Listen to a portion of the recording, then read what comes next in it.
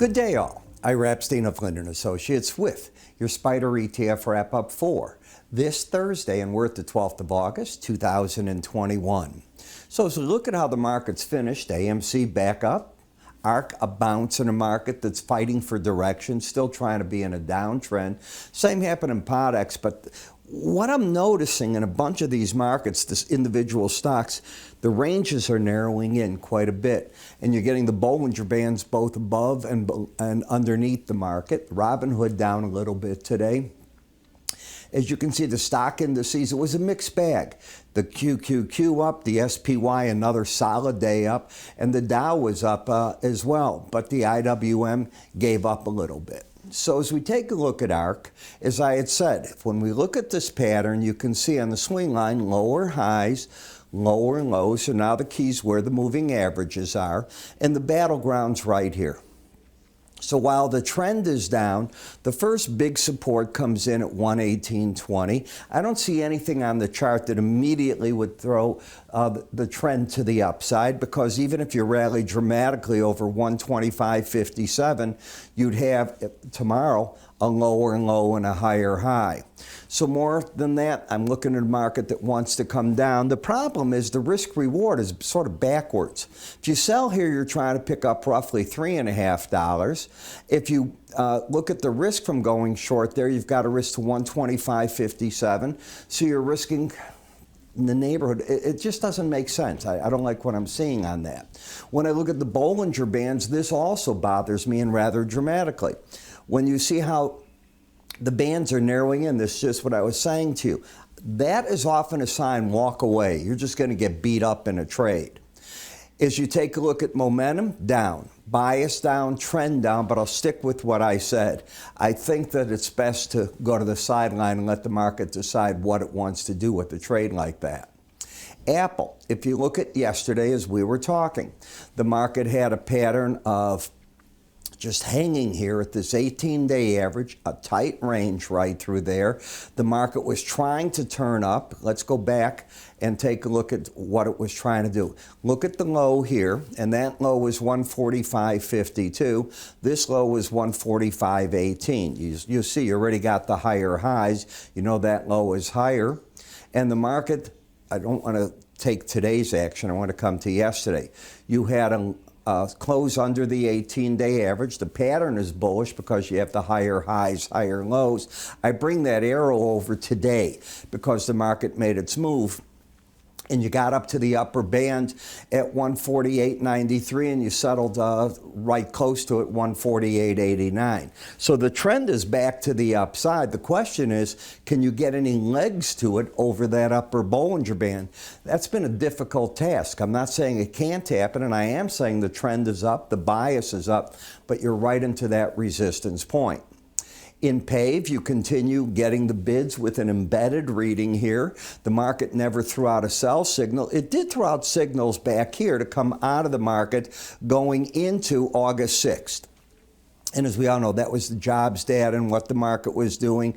You'll see you lost the embedded reading here. You got it back, and then you lost it again. So it's taken this time for it to embed again. And that means the first deep break in the market, the pros will buy it again until that red line closes back under 79, again looking for the upper Bollinger Band. In XLI, the industrial sector, well, you got up to the upper Bollinger Band. You did this yesterday, as you can see, and you're over at a fraction, but you're very overbought. The market also basically caught in that sideways action, trying to break out of it. Now, I would view today as the first day of that solid attempt. If you take a look at where the market closed in the range, it's in the top half of the range. I like it when you're in the top quadrant a little better, but another day in a strong close at the top of the range, outside of that band, could be a breakout, so we'll be watching that. In the semiconductor, I'm watching a bunch of analysts starting to downgrade this sector. I don't see it on the chart action. I see that the market is still looking pretty good here in the embedded reading. If you get a reading in the red line under 79, I get it. Then you step out. But until that happens, as long as this market holds here, 203.27 is still very much a target that is live on the chart. They're saying that like AMD, their DRAM chips, they're not going to be bringing in the revenue that they thought they would. I don't know.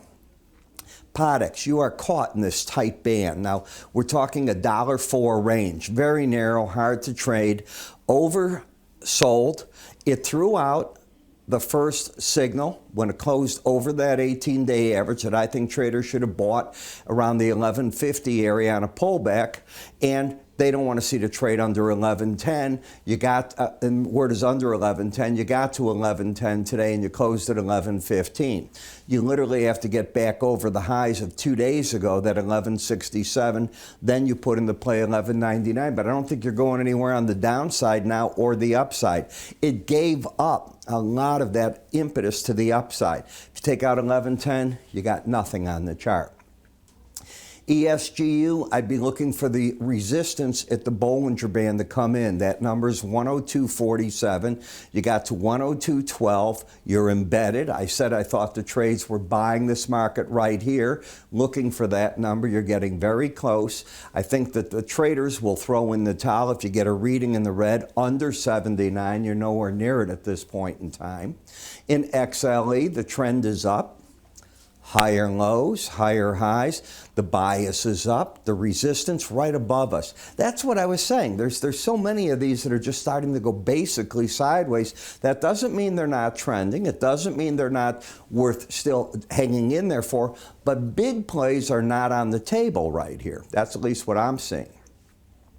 In the emerging market, EFA, you have the fully embedded reading. Since it's been embedded, I've been telling you, I thought the traders were going to buy right through here, looking for that band. Now, there's another number. You have to run a window envelope because this market has had a habit of not hitting that Bollinger Band. So if you're playing for it, as nice as that is, it's got a tendency to miss it and the window envelopes get hit instead.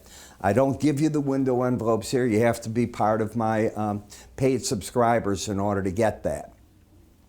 GLD. Now I'm going to show you a bit of a difference here. First of all, this chart became a mess right here when you had an outside day up. You don't disagree. You went to the upper Bollinger Band.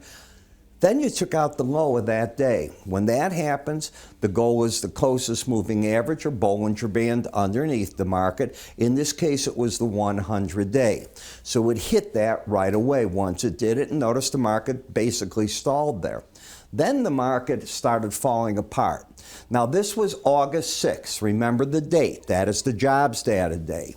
And when the market did that, that was Friday. Come Sunday night, we saw that Asian traders threw in the towel on these positions, and this is where you're at. So you're fighting this battle. I don't see anything that can turn the chart up.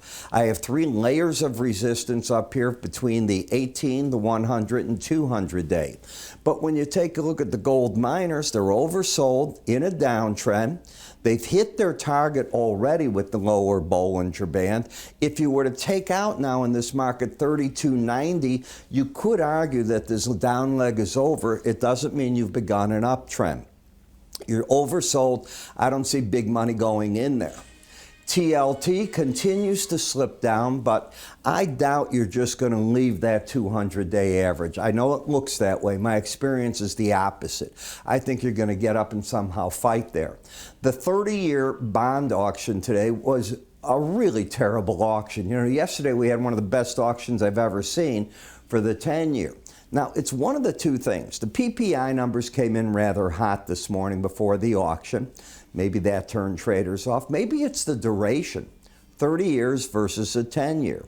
But suffice to say, the buyers didn't come out. As it turned out, the dealers, the direct dealers, had to take pretty much what they normally do right in that line.